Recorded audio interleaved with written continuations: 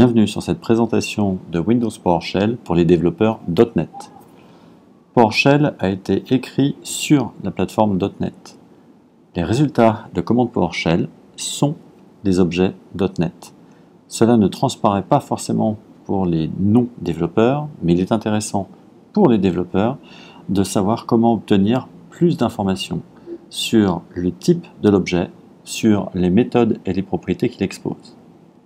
Et comme PowerShell s'exprime sur la plateforme .NET, PowerShell est tout à fait capable de communiquer avec des bibliothèques, non pas de commandes PowerShell, des modules, mais de communiquer également avec des bibliothèques .NET pure, de la .NET Framework, comme System.io, System Data, et ainsi de suite.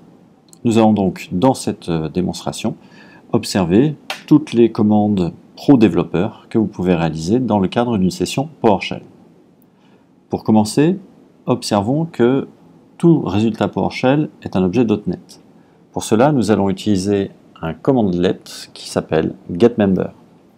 Si par exemple, vous demandez l'accès à un service quel qu'il soit, par exemple le service W32Time, le résultat obtenu est relativement classique, il s'agit de nous décrire les propriétés principales du service. Si vous utilisez maintenant la même commande à l'aide de la commande format list et l'étoile, eh bien vous obtenez la liste de toutes les propriétés. Pour autant, ces propriétés, vous en avez la valeur, mais sans en avoir le type. Un développeur pourrait souhaiter en savoir un petit peu plus sur le type des propriétés.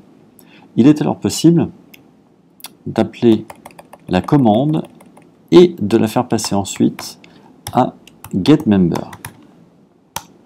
Et là, comme vous le voyez, je sais désormais que le résultat obtenu est un objet de type system.serviceProcess.serviceController, c'est indiqué ici, qu'il dispose des méthodes et propriétés décrites ici. Et pour les propriétés, je peux en connaître le type.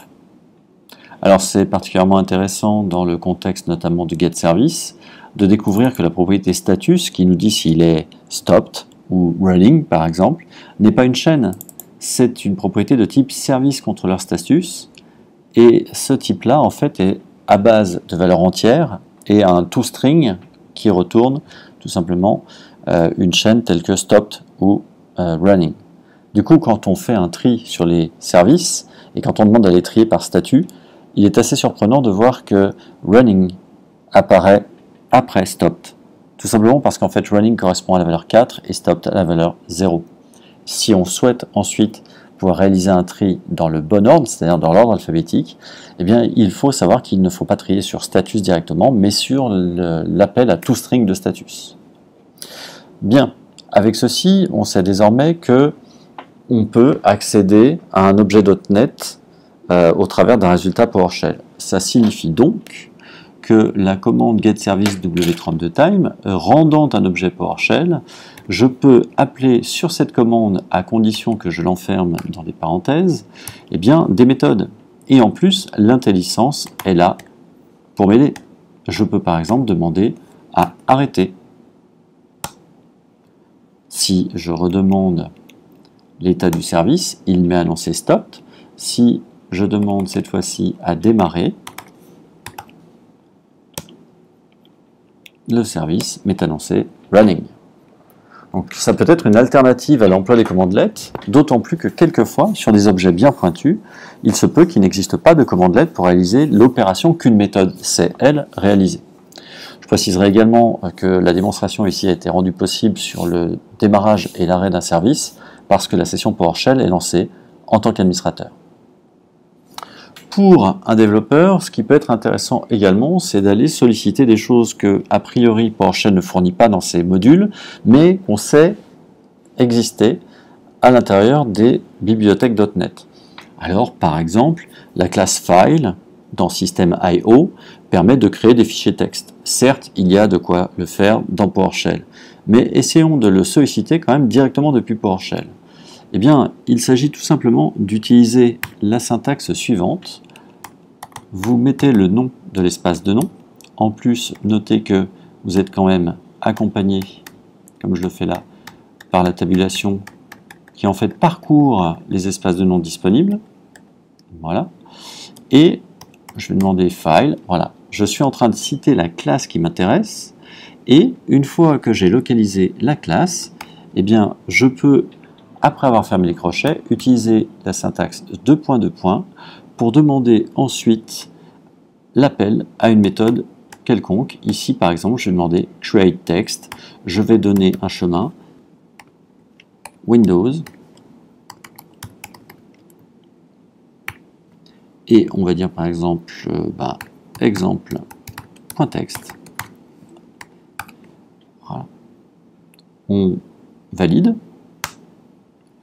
On obtient un retour. Il semblerait que le fichier existe. Demandons à dire sur exemple.txt. Alors je n'en ai pas puisque j'ai mis .text malencontreusement. Et en effet, il existe un fichier, certes sa longueur est à 0 parce qu'il vient juste d'être créé, mais j'ai donc été en mesure de réaliser une action quelconque en passant par l'appel à une méthode statique dans une bibliothèque .NET, que je n'avais même pas spécialement préchargée. Maintenant, un développeur peut éventuellement être intéressé par la capacité dans PowerShell de créer une variable d'un type qui provient de .NET. Alors à ce moment-là, il va falloir tout simplement précharger. On peut demander à system.reflection, la classe assembly, de nous donner accès à une méthode load with partial name dans laquelle on va dire voilà, nous on aimerait bien à l'aide de system.io tout simplement system.io, on aimerait bien charger system.io comme ceci. Il nous le confirme, on voit ici qu'il a chargé system.io DLL, et dès lors, ça nous autorise ici à créer une variable, par exemple la variable fichier, et dire qu'elle est obtenue par la commande new object. Cette commande new object va nous demander notamment quel est le type. Le type pour nous, il est system.io. Alors on va dire par exemple directory info. Voilà. Et évidemment, il va falloir que l'on passe un paramètre. Ils sont passés avec l'argument list. Et là, dans l'argument list, il faudra éventuellement passer un dictionnaire, nom du paramètre, valeur du paramètre. Je vais utiliser un paramètre nommé ici, qui est le chemin. Donc je peux me permettre de passer directement C /Windows, par exemple. Je valide. Qu'y a-t-il désormais dans la variable fichier? Eh bien, il semble qu'il y a un objet particulier, puisqu'on me donne des infos et ça semble être un répertoire. Je vais maintenant tout simplement m'intéresser à fichier comme ceci, appeler, pourquoi pas, donc la commande getMember, observer que le type obtenu est bien de type directory-info, qu'il a entre autres méthodes une méthode getFiles et que ça retourne a priori un tableau de file info. Eh bien, je vais maintenant demander, pourquoi pas, à créer une variable fichier au pluriel et dire qu'elle est égale à, eh bien, notre fichier au singulier sur lequel on va demander la méthode getFiles. Voilà. Si maintenant je dis sur $fichier que ce qui m'intéresse, ce serait éventuellement un count, je sais qu'il y a 27 fichiers. Si je demande $fichier tout cru, eh bien j'ai donc mon tableau de fichiers. Et là, toutes les syntaxes que je saisis ont une forte allure de syntaxe C# plutôt que de syntaxe PowerShell. Voilà, avec ces mécanismes, on a donc pu observer que PowerShell est bien construit sur du .NET, que PowerShell retourne des résultats qui sont des objets .NET, qu'à ce titre on peut en connaître le type, qu'on peut appeler directement les méthodes ou les propriétés sur ces objets-là. On peut aller solliciter des bibliothèques .NET supplémentaires, soit par des appels à des méthodes statiques, avec la syntaxe des crochets et deux points, ou on peut également aller charger une bibliothèque, ce qui nous permet de créer de nouveaux objets typés par des classes de cette bibliothèque et ensuite de les manipuler dans notre session PowerShell comme nous avons pu le faire dans un code C#. Ainsi se termine notre présentation de Windows PowerShell pour les développeurs .NET. Merci.